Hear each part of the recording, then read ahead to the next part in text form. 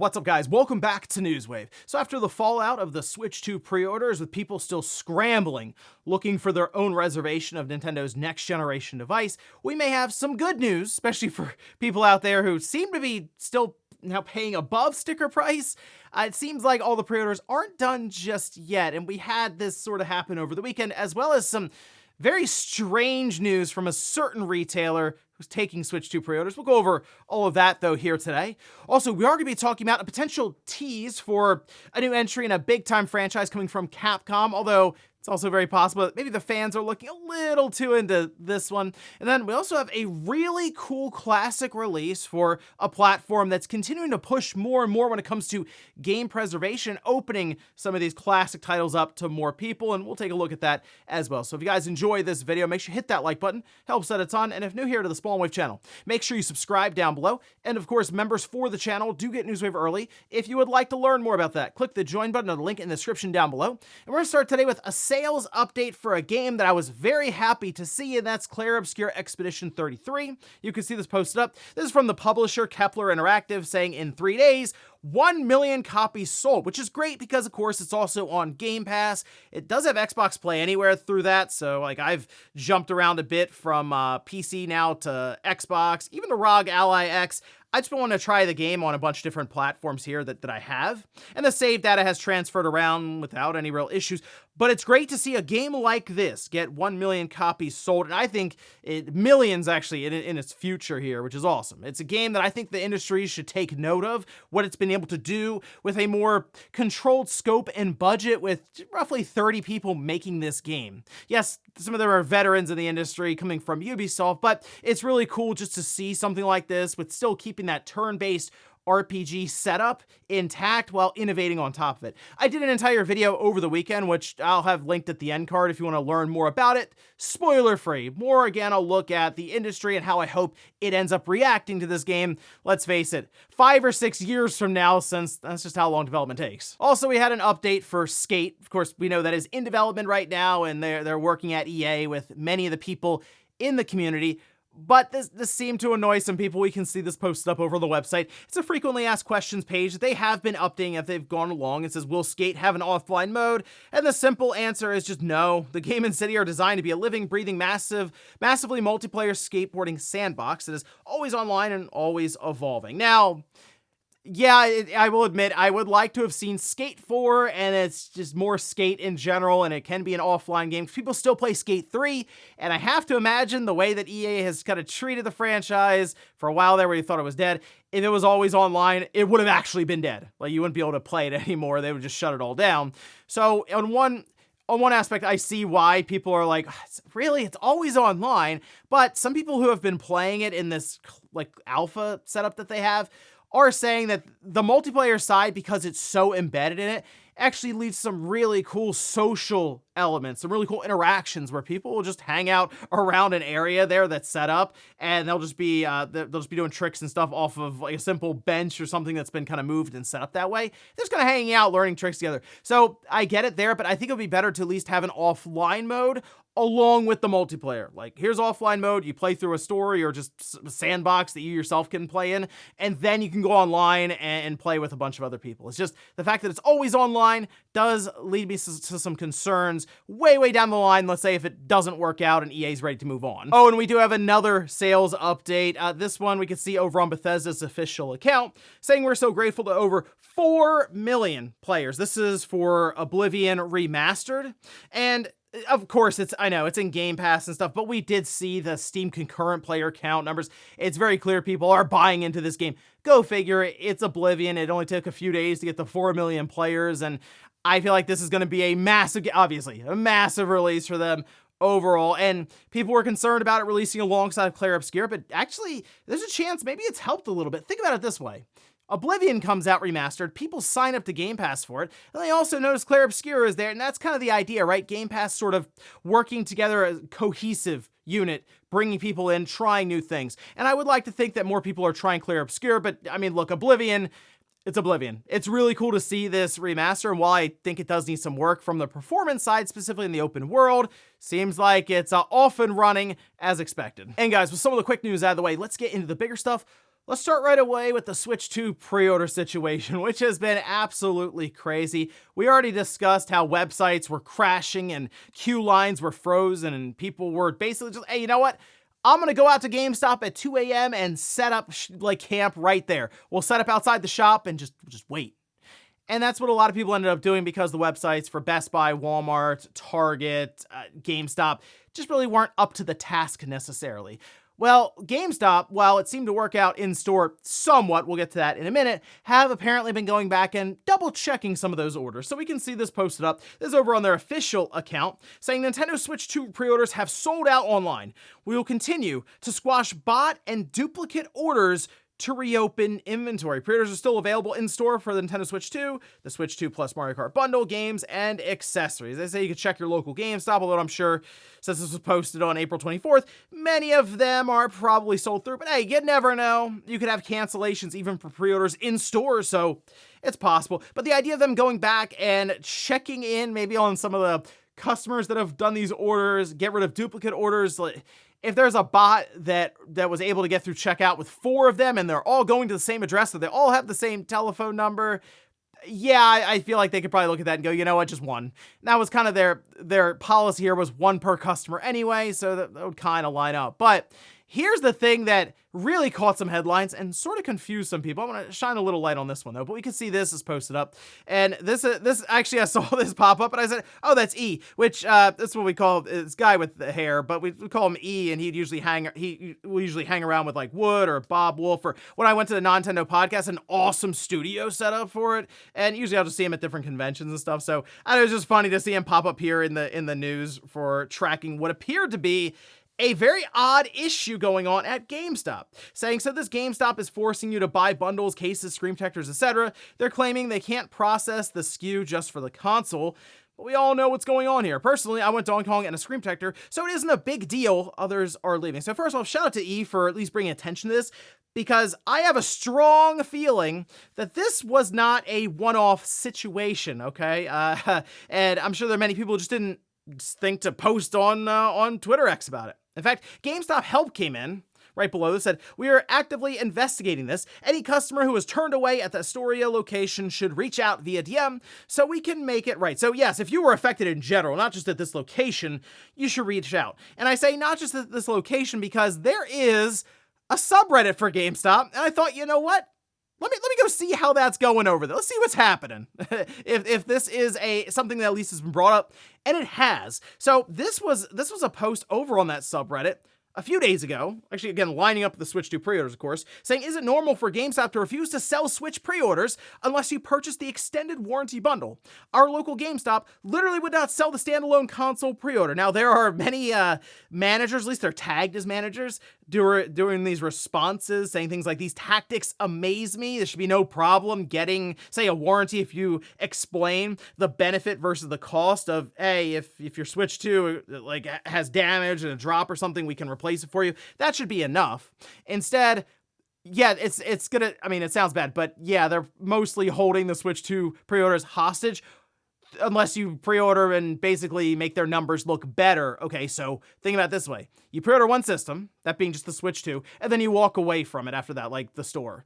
It's not really helping GameStop necessarily. The idea is to get the traffic to the store so that you buy other stuff. So getting pre-orders on the books is easy right here if you go, well, you need to technically buy a game and a camera and the extended warranty. All this stuff are just numbers that the corporate side with GameStop does pressure these different employees to get constantly. I mean, I remember it was a long time ago. When I was there, it was like, hey, they'll check in on your numbers for game pre-orders every week.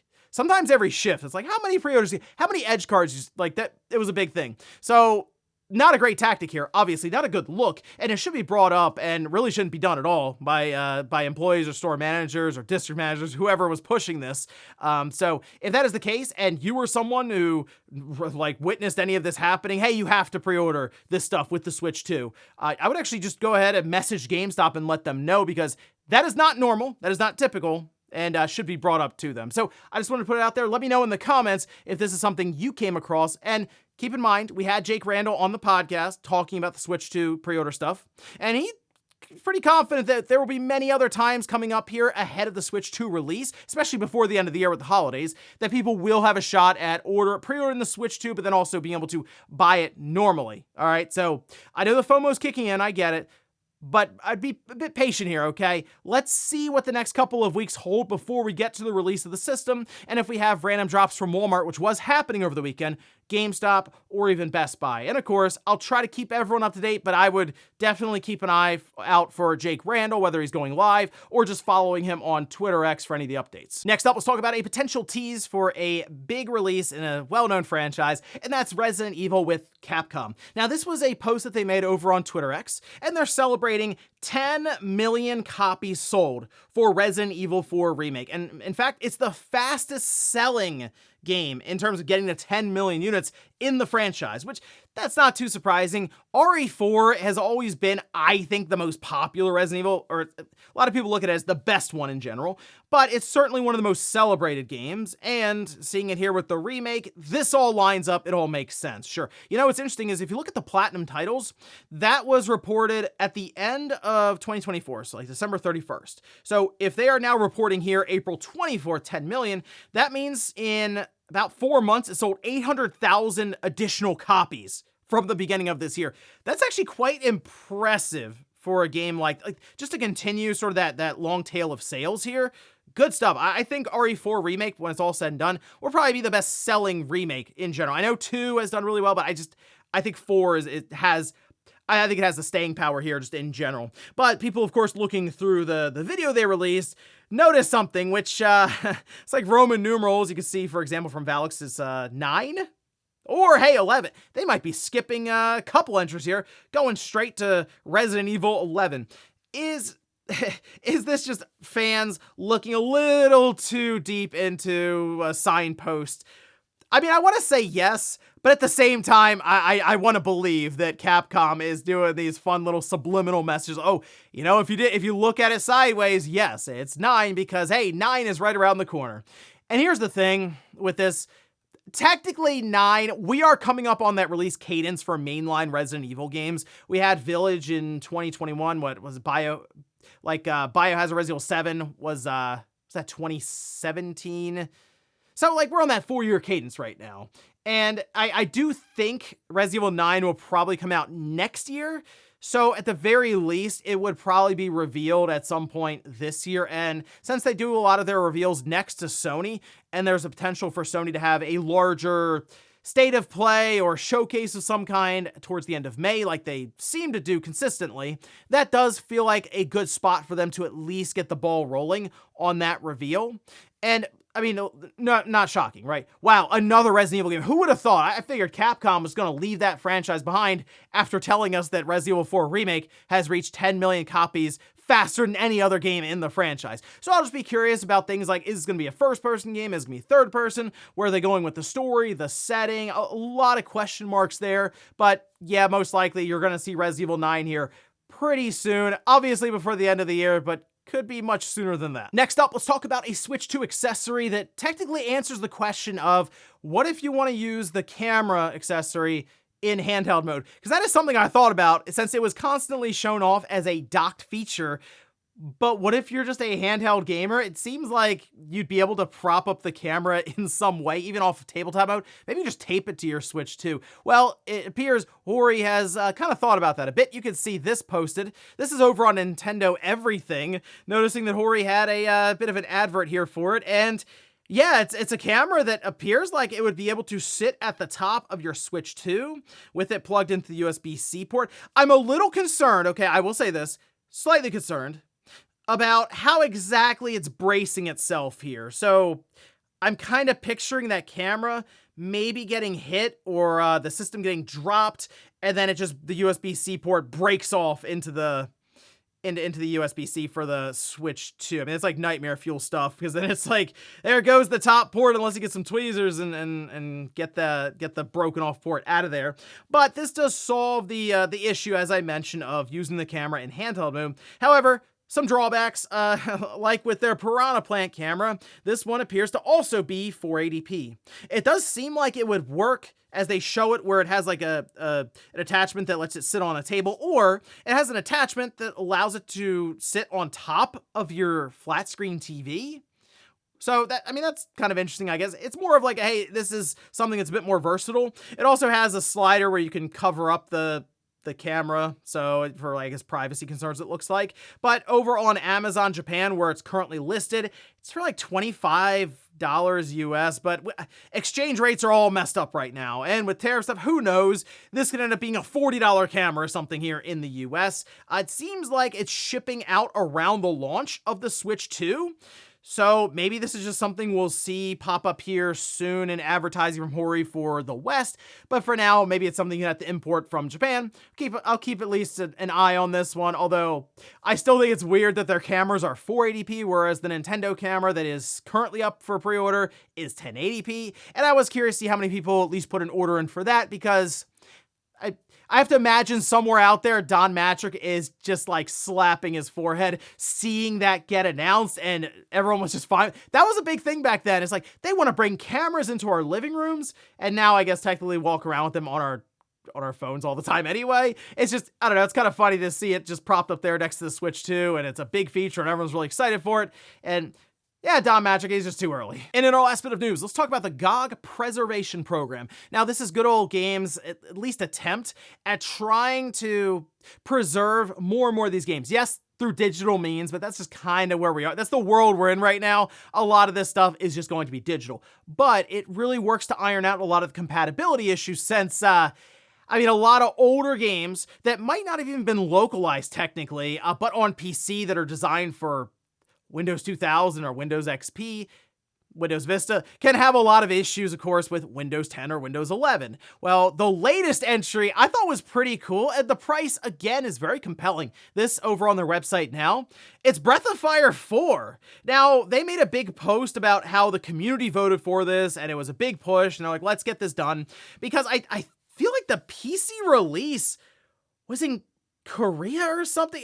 It wasn't like a normal PC release in the US from what I remember, okay? Now they have many features here where they did work to modernize and just have it be compatible, for example, with Windows 10 and 11. The 2 localizations of the game are included, so English and Japanese. Improved DirectX game renderer, new rendering options like windowed mode, for example, gamma correction, anti-aliasing, improved audio engine, keyboard and mouse support, right? So they have a lot going here just to make it so at least works better. Even full support for modern controllers, which includes the DualSense, the DualShock 4, Xbox Series, Xbox One, the Switch. I think I even saw a hotfix that they pushed so that the Stadia controller works. Gotta get that hotfix out for that one, for the Stadia, for the dozens of us that have that. But of course, it's DRM free through GOG. It's $10. So you can just buy it, download it, and you can load it up like an executable right there on your desktop like the good old days. I guess that actually works out then. Yeah. Anyway, this is really cool. I like what they're doing here with this. I think the pricing is great at $10, and the fact that it's not necessarily tied to a launcher with DRM and stuff is just like icing on the cake there. So I'm hoping they continue to make this push, and it seems like, yes, if you want some of these games and you see postings for voting, okay, which game do people want? Should legitimately go and vote for it, because it seems like it is having an effect as to exactly where they're looking for the next game to add to the program. But good stuff there. If you haven't played it, awesome game. Breath of Fire 4, definitely worth checking out. And before we go to the comments of the day, we'll take a look at the poll that I posted up yesterday, where I asked, if you're getting a Switch 2, are you getting a camera for it as well? Okay, well, 91% just say no. 9% say yes. So, okay. Maybe Don Matrick is still too early. I don't know. Well, okay. It wasn't enough to sync the system, seeing the camera accessory. And honestly, the Xbox One at the time, there were many other things going against it outside of just the camera. And the camera at one point was even like required for the system to function. Not necessarily the case there with the Switch 2. It was just funny. It's like, hey, set up the camera and you can be in the game. You can do this thing that looks very much like Discord. It's not Discord though, but man, it looks like it. It's just funny. Some of the things Nintendo looks at is like, you won't believe what we're about to do here. We're gonna go into a Discord call. Reminds me of when they showed us the OLED Switch. They're like, you're never gonna believe this. There's an Ethernet port on the dock. It's like, wow. And then you realize that's the first time they've ever used one. And we'll finish up with the comments of the day. We'll start with the member comment here. This is from Son Goku-san, who says, PS6 in 2027, let's discuss. I think at this time, just looking around, like the PS5 Pro is just, I like the system. I just haven't felt like it's really lived up to its value yet. And I still look to Sony first party to be able to do that, or even just partnerships like I think Death Stranding 2 is going to be a game that shows me, okay, I see the vision with the PS5 Pro. Assassin's Creed Shadows kind of was, like, that is a game that looks and runs much better on the PS5 Pro versus my base PS5. But looking at that and then realizing, okay, how much is the PS6 going to cost? And where are we with the technology around that? I know they have the partnership with AMD. I just think everything overall, 2028, maybe 2029 makes sense. Although that does sound kind of crazy because we're into that almost 9-year cycle at that point. But we're still talking about the PS4 in 2026 as games are already lined up for it. So are we going to have Overrun where the PS4 is still going and we're talking about the PS6? That's going to get crowded for Sony. And then there's a handheld involved. I don't know about that. But yeah, I'm actually, I think I'm good. Let's get the handheld out actually first. That's what I'm more interested in right now, to see what they can come up with there. And then we can get the PS6 going. And then we'll go over to the comment of the day here. This is from Irving, who says, if it is true that games are removed due to PS3 systems are failing, how long will PS3 streaming be available? Knowing Sony, they would just stop offering PS3 games instead of offering emulation.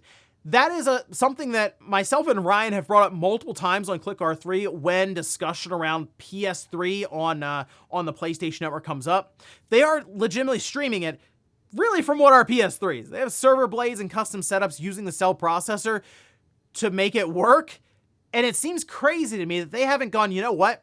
We should probably figure out this problem with in-house emulation, because we see things like RPCS3 do it. So we assume Sony can as well, or at the very least partner with someone who can do it. It seems so basic and archaic to be like, let's just set up a bunch of PS3s and we'll just stream it to people's houses. That's all we can do. It's like, maybe they should get that going, because you're right. I don't know what the solution is if those things start failing consistently every year. It's like eventually you just start taking PS3 games down and just call it quits. That sounds weird to me. Get the emulation figured out. Maybe it's a PS6 thing. I don't know. Just, it's a very strange spot for Sony to be in right now with that. And ladies and gentlemen, that's going to do it here for Newswave. If you enjoyed this video, guys, hit that like button. If not, hit the dislike. Leave comments down below about everything we talked about here today. If you missed last week's Newswave, I'll leave it up here in a card. Or maybe you want to hear more about Clair Obscur Expedition 33 and how right now it's it is my favorite game of the year, but it's something that I really want the industry to take note of going forward. I'll leave that in a link right below it. Thanks guys for watching, and I'll see you next time.